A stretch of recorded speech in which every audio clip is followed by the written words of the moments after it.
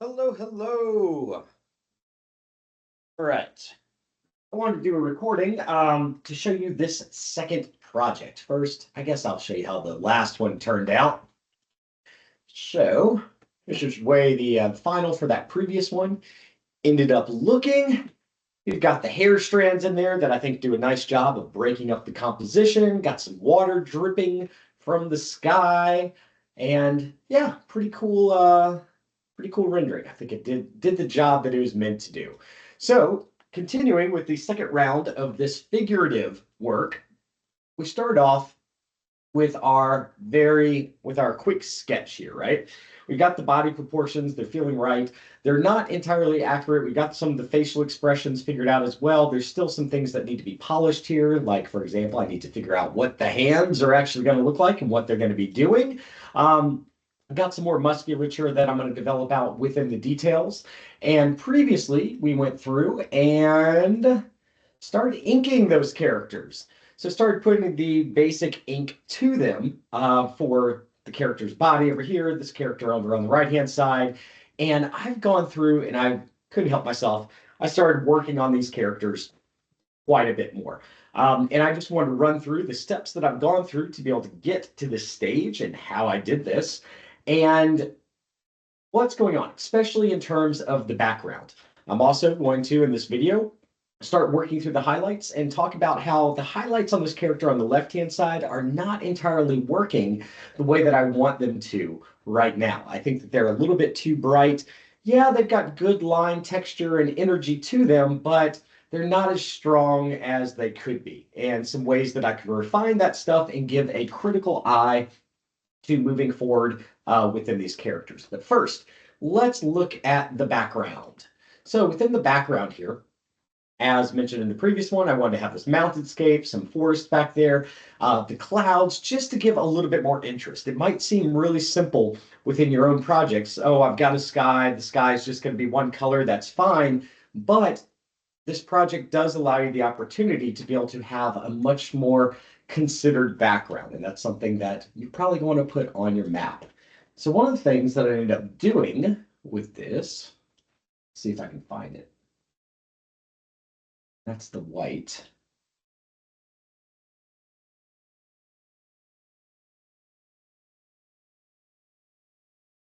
All right. The clouds. Ah, okay. This is a good example of it. So when I was going through and starting on my mountains within the background, I found that adding these white highlights, I wanted the mountains to pop out from the back just a little bit more, wasn't quite working for me. It was too strong. So here's a great option that you guys can have. You can hit control, hold down control on your keyboard, select that layer for where the mountains are at, layer 15. And I ended up taking my dots layer and creating a big kind of grid with the dots. I can turn that on another layer for you. And it looks something like this. So I've got a big dots layer within my shot. See all those dots everywhere? They're all equally sized and spaced. And then on those white highlights, which felt too strong to me, I went through and copied and pasted from that dot layer and pasted it in the same cutout as those white strokes and then turned my dots white. Does that make sense? So instead of having the super bright, eye-catching white lines and outlines going all the way around those mountains, instead I was able to make something that is much more pulled back in terms of the highlights with just these little dots. So I'm artificially creating a half-tone gray. And that's one of the good things about this project. It gets you thinking about what's working, what's drawing too much attention, what's not quite pulling your attention enough. And with this, I've worked my way all the way from the background to the foreground. There's some other interesting things that I've done with other white dot patterns where I'm creating sort of that atmospheric perspective where the sky gets a little bit lighter as it gets towards the horizon line and then a little bit darker as it gets up towards the top. You can see there's some black dots up here at the very top of my shot. Ta-da! And as we move down, we've got a series of little sprinkles and white dots. that are getting thicker as we get down towards the horizon line. I'm also using some really random polka dots over here to shade these bushes in all black, just to be able to give a little bit of separation between the mountain range far off and the mountain range far off and the trees within the foreground, which I think is doing a really, really nice job here. Next thing that I've done, I've got my grasslands. And with the grasslands, I did go in and draw a bunch of little grass flakes in here. But I ended up using a pattern that was just a bunch of horizontal lines and then pulled those horizontal lines back with a distort tool to where they get closer together and then they're wider apart within the foreground. And I went through and just deleted out some of those grass blades as well, just to be able to give a little bit more of that impression. To get the path to actually stand out that these characters are standing in front of, I've used my white dots again, that same trick, over top of the gray and push those going through the back so that it's got some separation from the ground and the grass that's behind on the two paths so that you can see it. Now, when it comes to shading out these characters, I'm just going to double click on this and add a color overlay so you can see what I've done. Oh, he's totally white. Let's go with red. So on this character, I have gone through and I have blocked in the colors so that he's totally red. The benefit of this is that it allows me to take that overlaying dot pattern that I had just a moment ago, and I copied that all the way over across these characters. So in addition to all the line work that I've created, I've also got those little dots that are going through, and you can see how that's starting to create. We've got the full black, that's one, the line work, the dots, and then the gray areas. That's 4 areas of shading that I've been able to create with using only the tool set that we have for this project. And that leaves me in a really good position to be able to go back and add my highlights and really make these characters pop and stand out. I know that was a lot of information really fast. Feel free to jump back in the video and rewatch some of these sections.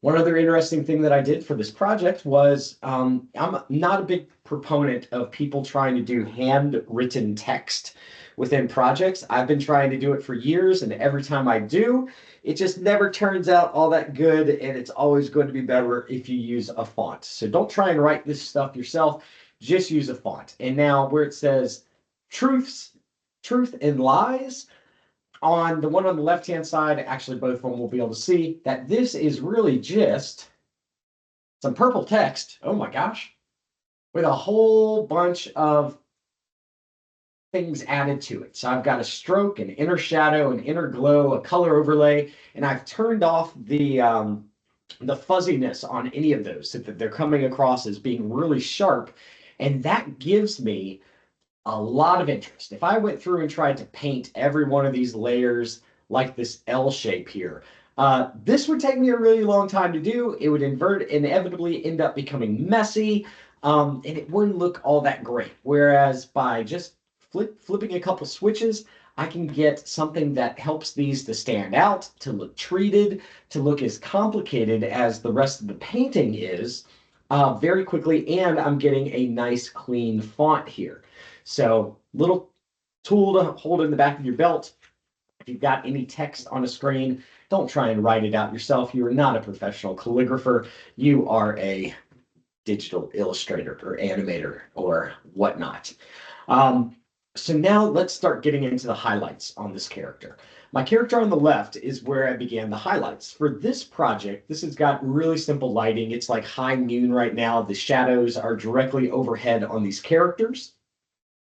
And let's just turn off those dots real quick and the highlights so we can see where I was beginning at with this character. Just going to give it a color so I can find it again. White. Green. Okay.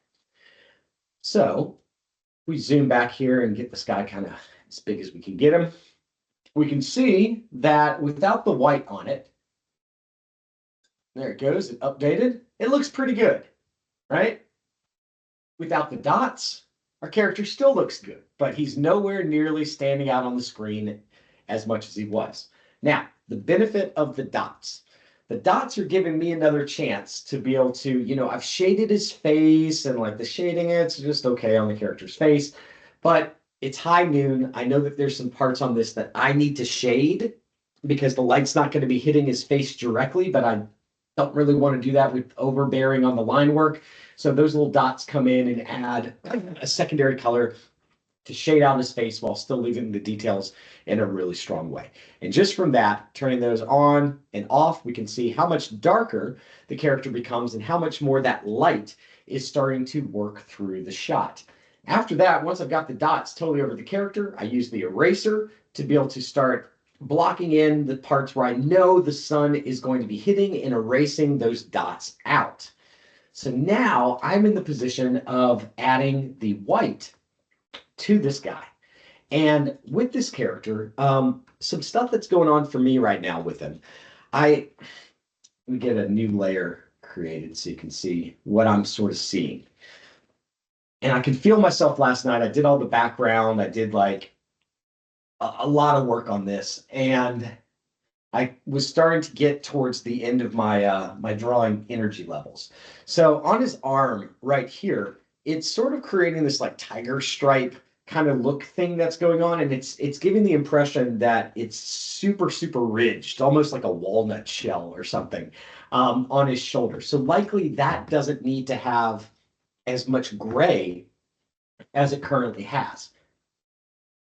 Other areas that I feel like are becoming just a little bit too streaky and not really pulling the highlights the way that I want them to are on the legs. So I'm really trying to, I've got this section right here that I'm just not committing to the highlight. I was still too comfortable with that gray before. And that's one of the cool things about this project is that as you start to add these other sections into it and these other layers, it challenges you to really kind of go back and look at your perception of the piece that you had previously and start working in and through a lot of those details. So I'm just going to create a new layer so that we're doing non-destructive editing just in case I really mess something up. Usually when you start getting this nervous about stuff, it means you really like what you've created. And I'm just going to shade all this stuff in here. And let's just commit to it, right? We got a big, round, fleshy section. So let's just shade it all. Maybe a little bit more around the knee. And that's probably going to feel better for me. Same thing goes with the character's arm. I'm being really tentative with the white. But after doing that first pass, I can start to be a little bit more bold with it. So let's just go ahead and get the white really up on the character's shoulders. Same thing goes through here, all the way up. Forget about that. Let's shade all this stuff. It's really going to catch a lot of that white. Maybe it can get a little bit darker further down. But for the most part, those shoulders need to be white. Same thing goes for the character's upper arm. Being pretty tentative with it.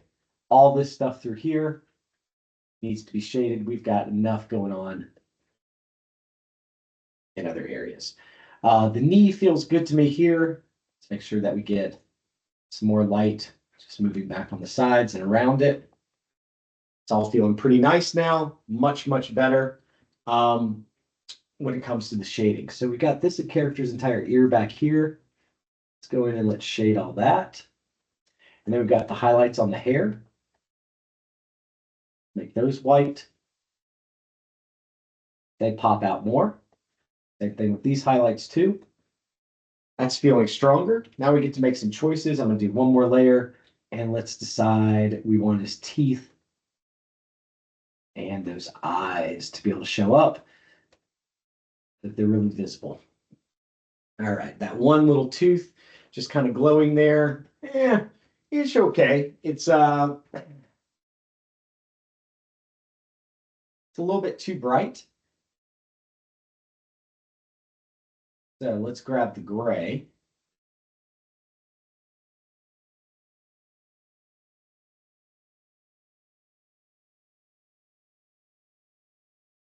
Get back to my white.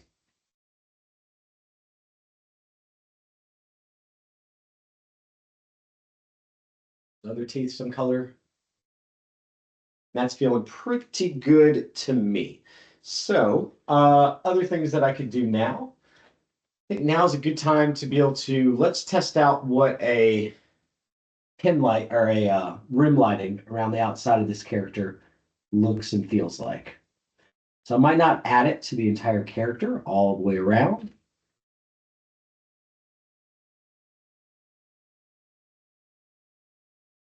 I'm just quickly tracing around some of these bits to get them to stand out, especially around the shoulders here. Up at the top. I think that's such a good line that I've created. It's sort of getting lost. Same thing goes with the shoulder over here. Some of the arm is getting lost just a little bit. Let's bring that in. All right, so a little bit of pin light around this character is feeling pretty good to me so far. Like it. Get a little bit of pin light going, rim lighting going on around the outside. Down here.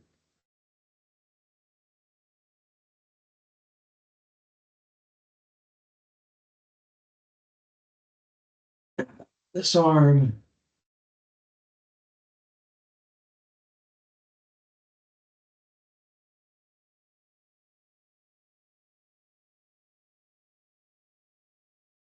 Yeah, that's helping him stand out just a little bit more. Let's do it. Looks like he's going to need it on the top of his leg too. That sun is really hitting. And I'm going to turn this on and off here in just a moment so that we can see what it looked like before and after. Let's get the back of the leg.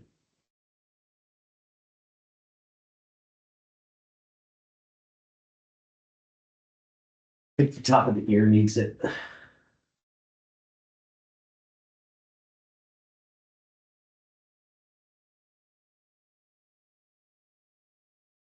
Thanks for your patience while I do this. I'm trying to draw quick but accurate. So it's just taking me a little bit of a second longer than I'd like for it to. There we go. I'm going to hold off on doing it on the top of his head or on his hair. I don't think that's needed.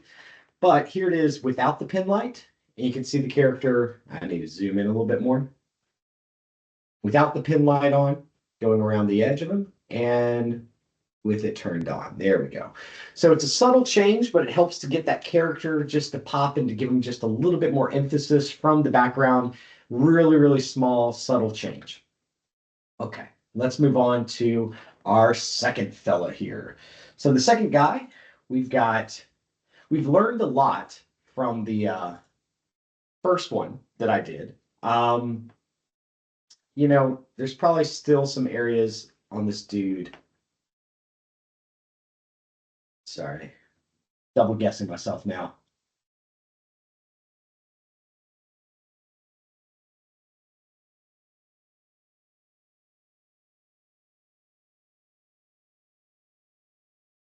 Some stuff you just gotta leave in shadow. All right, that feels better to me. That one was a little bit long with the way that it was creeping up. Yeah, that's way better. Okay, that needed to happen. All right, so same deal. I'm gonna hold down Control, select my gray area on this character, and then I'm gonna go up and create a new level. And now from here, I'm in a really good spot to start the shading. So I know the light is coming from directly over the top of my character. And so let's start thinking about where that light's going to hit, right? So we got the light that's going to hit within the character's hair. We get those highlights in there. You got the ears, which are going to be heavily highlighted. And as you can see, sometimes this stuff takes two passes. As the ears get closer to the character's head, I can add just a little bit of shading there, but the top of the head, man, we want this to be almost entirely bright. That's where I myself have got a giant forehead. I'm a five card carrying member of the 5 head club. And so I know that when you're standing in 12 o'clock light, just how much sun you get on your forehead. That's where I always get burned. Solar panel. All right, so there we go. And I'm just doing a quick first pass with these highlights. So thinking about where I absolutely am certain that the light is going to hit on this character. And I'm thinking about the character's forms, right? So right here, we've got this sort of nodular piece of skin that's sticking out.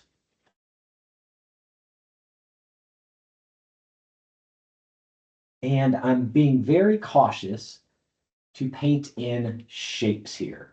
I'm thinking about, am I making triangles? Is the shape that I'm painting with these highlights as well interesting to look at? Does it have a good form to it?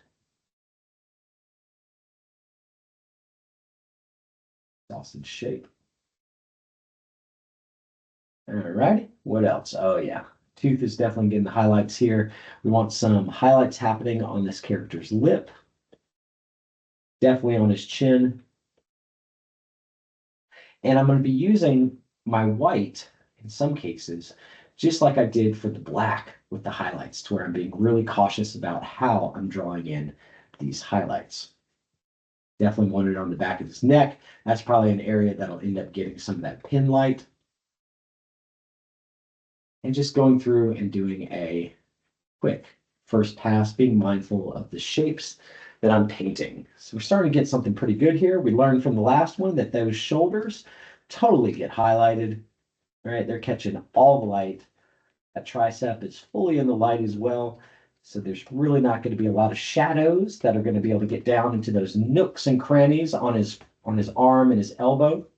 Those are not deep ridges like a walnut. Instead, they're just shallow ridges. So with this super bright light, the light is most certainly going to be able to get into just about all those spots.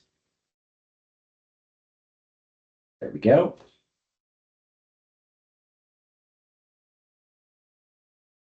That's feeling pretty good for me. Along the character's arm, we've got the back of his shoulder, right? So here we've got the neck muscles. Know that all that is going to be almost all white. Again, we're starting to get into some shoulder muscles here. We already decided that those shoulders get very little, if any, shading to them. And all this stuff is starting to feel pretty good. So I'm working my way down from the top where the lighting is hitting, and I'm going to be working my way a little bit lower. I've got the character's belly here. This is the important one. This is what I've been sort of really trying to get that roundness going on with all the shading choices that I've made up until this point.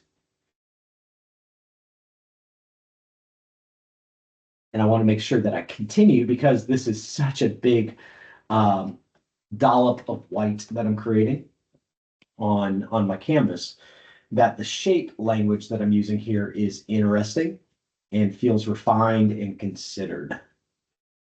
Hope that makes sense to you. So that's why I'm kind of going back and mess with those. So it feels like an energetic brush stroke now. We'll leave it for now. There's likely still going to be some more refinement that I need to do to that shape. Going in, getting the chest rendered out. And again, it looks like I'm just filling in those gray circles where I erased earlier. But that's the cool part about doing this stuff in methodical steps, right? Instead of just trying to take one little section of our painting and working, that until we feel like it's totally done, it's the final thing. You're going to find within your works that when you work and develop things in stages like this and different passes, that you're going to learn a lot from each one of these lessons, that these different parts and pieces within the painting have got to teach you. So I learned a lot about where the highlights are going to be on this character. That forearm's totally getting all the light, so it's not going to, even though I've got some gray dots here, we want to be aggressive and try and fill those in. It's going to teach you about how to be able to render this stuff. There we go. We're getting there. Look at that. Do, do, do, do, do, do.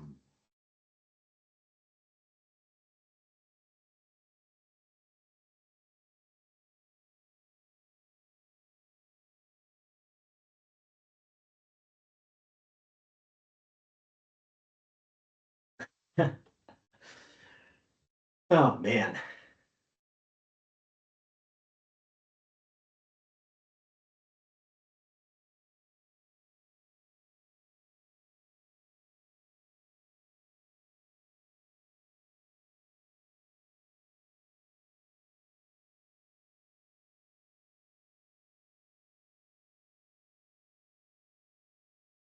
Feather in some of those shapes a little bit more.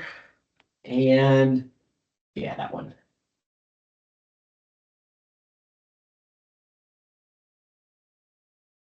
Just erasing back and out.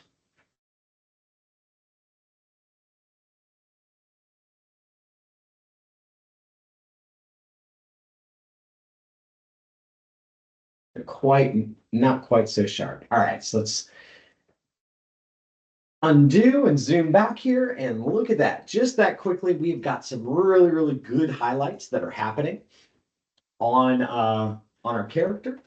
On the right-hand side, it took me no time at all, and I'm in a pretty good position now to finish this character out and call this second composition just about done. So I've got the rocks down at the bottom that I need to resolve in that bag of gold.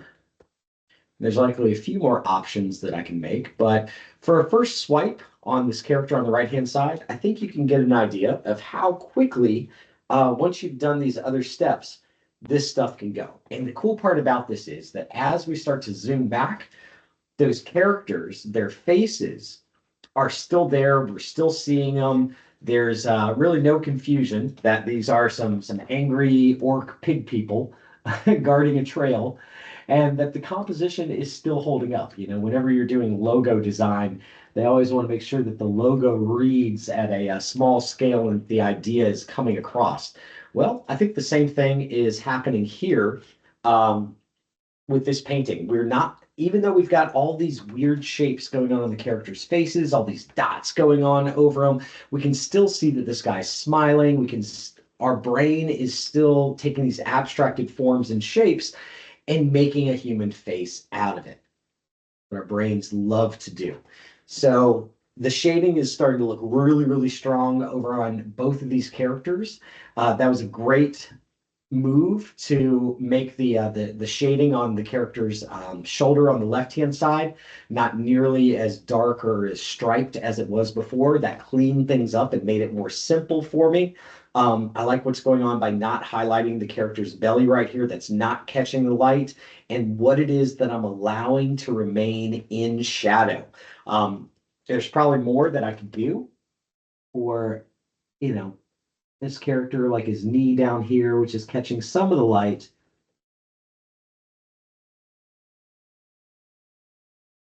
But I kind of like that that's the only highlights on the knee that are really getting shaded. I like that his hand right now, this hand over here on the right hand side, is going to need some more highlighting that's going to happen to it.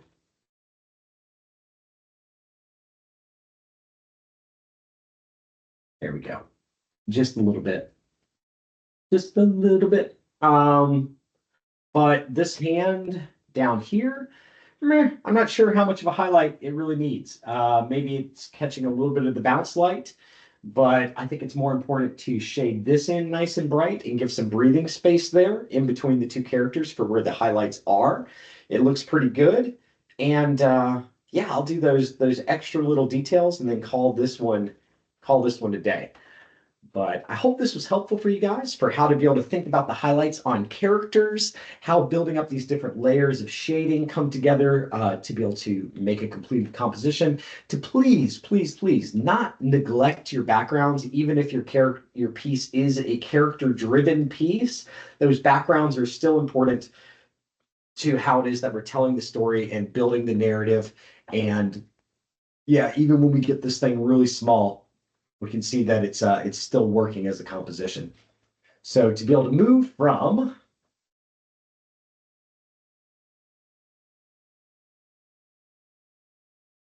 make it smaller, zoom it out. There we go.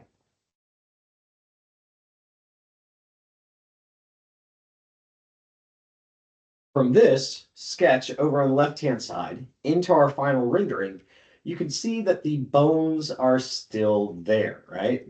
Not a lot has changed. Our idea is there, but it was able to come to the stage because I considered I had enough information within that sketch to help me get there, right? And you can see how good that looks on, I like it when you get to this stage, you're almost done, you start looking at things and you're like, man, that's a nice little surprise. That turned out a lot better than I thought it would.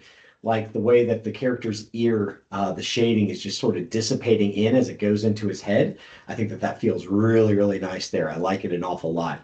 And yeah, when these little creative surprises start happening, that's a good sign to know that you're on the right track. So thanks for checking this out. You guys have a great rest of your day and stay tuned for more.